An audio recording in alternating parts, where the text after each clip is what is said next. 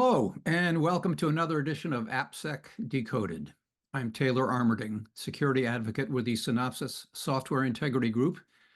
And today we're going to be talking about what makes just about everything in the digital world work, and that would be open source software.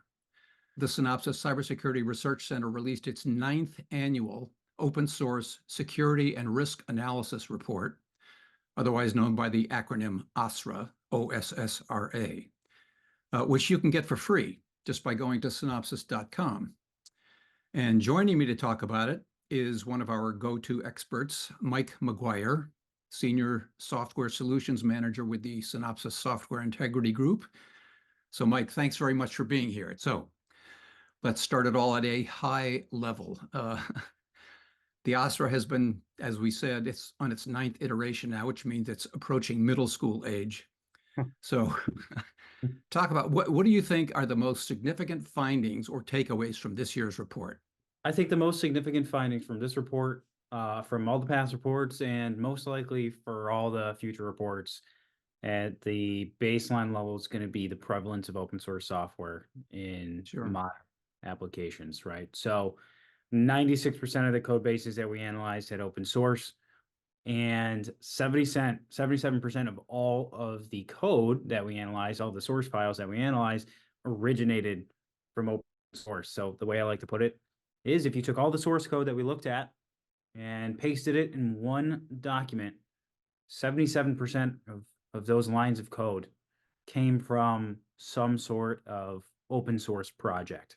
Right. And actually came out to being 526 open source components per application on average. Right? Yeah. So it's not just a little bit of open source sprinkled in every code base. It's a lot of open source poured all over the code bases of every single industry that we analyzed, which is a broad representation of every industry that's using software to power its business, to enable its employees, and to enable its customers. Now, this doesn't come as a surprise. It's been the finding for most of our OSSRAs in the past 9 years. The numbers haven't gone up as much as they can in the past 9 years. I think we're getting to a ceiling. I think we're kind of sort of hitting that parabola, if you will.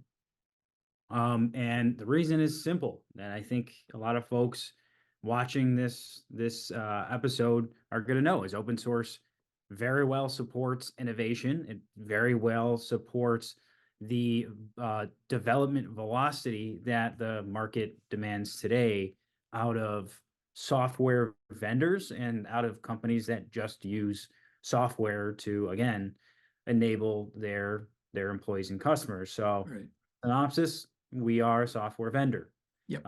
We have competitors. We have to get things to market quickly. We have to get featured enhancements to market quickly. The best way to do that is don't recreate it if it's freely available.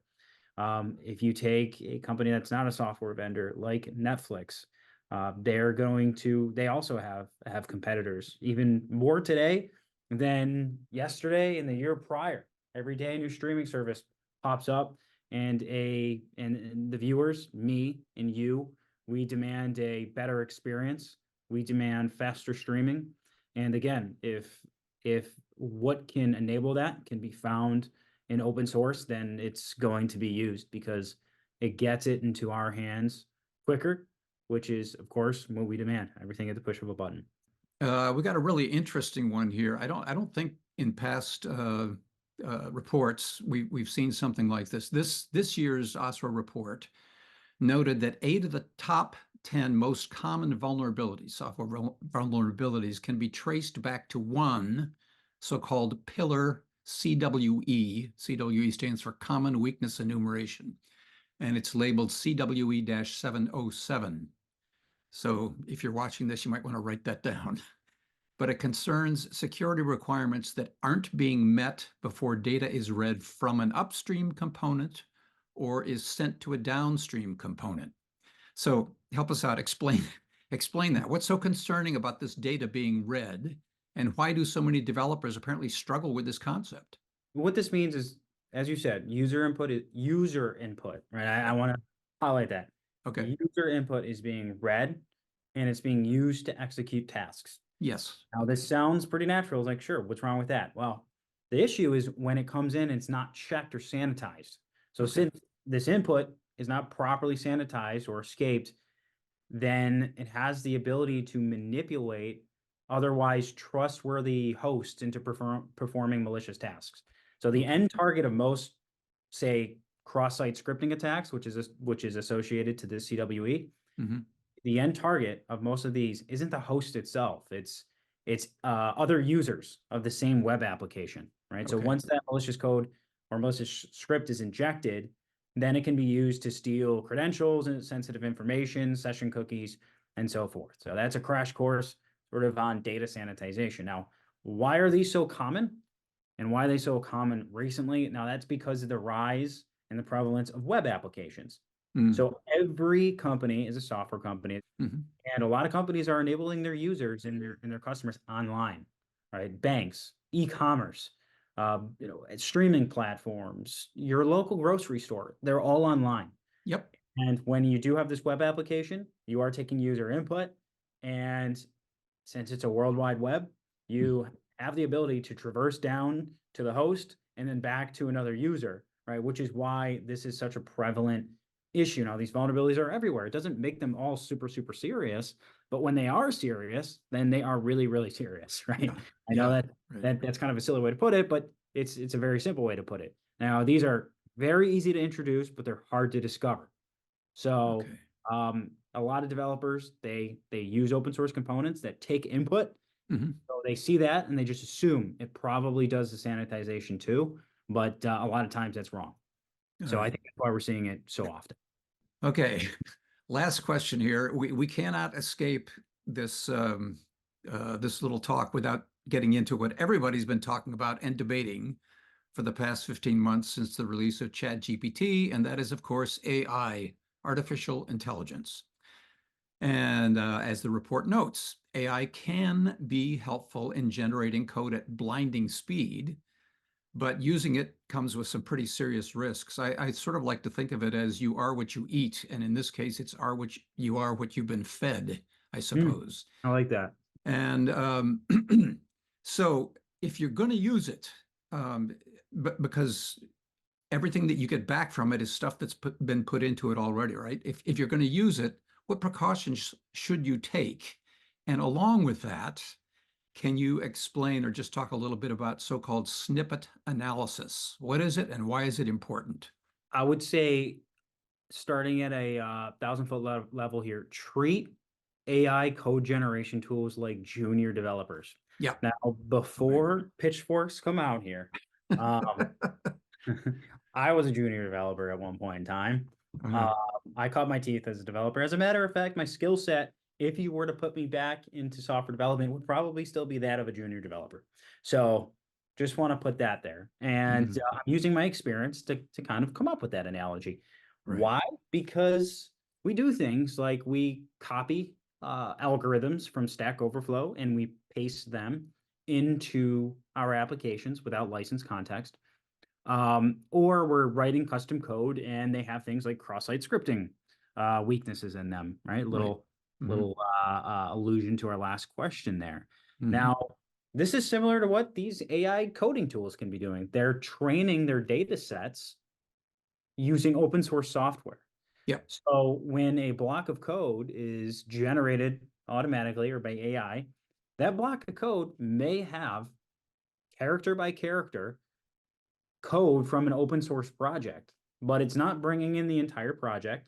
So the development team can't identify it, and it's not bringing in the license context. Yeah. So there's no understanding of what obligations that you have to adhere to.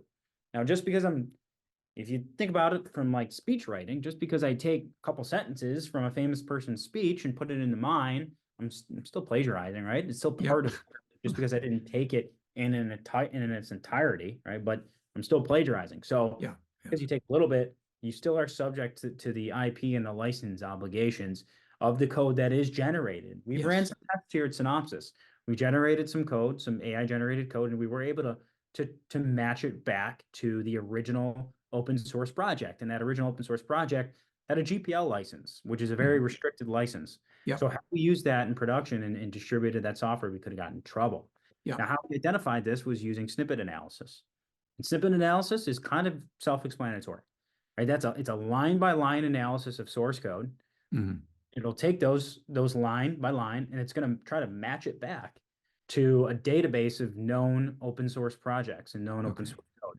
Right. It is as slow and as tedious as you think, which is why it's not a run that scan every check-in sort of thing. Maybe it's a nightly or a weekly build sort of thing, but it's extremely effective in analyzing the software that's generated by these tools, and making sure that there's no IP conflicts taking place. I will say, to wrap this up, there is some security concern with AI generated software as well, but that again should just be treated like any other proprietary code. It should go through some sort of code review, whether it be manual or automated, just to make sure there's no weaknesses, like cross-site scripting, SQL injection, those sorts of things. Right. So handle with care. Handle with care. Yeah, and it sounds like a junior dev wrote it. Yeah, with automated tools too. I mean, you can't comb through all of these line by line manually, right? It has to be automated. I would highly recommend that. Yes, Yeah. absolutely. Okay. Yep. All right. Well, thank you, Mike. Thanks very much. That's been illuminating. We will have to leave it there. Keep in mind that you can get the entire report. It is free and it's available on our website, synopsys.com. But thanks to you, the online audience, for joining us on AppSec Decoded. And until next time, I'm Taylor Armerding for the Synopsys Software Integrity Group. We help organizations build trust into their software.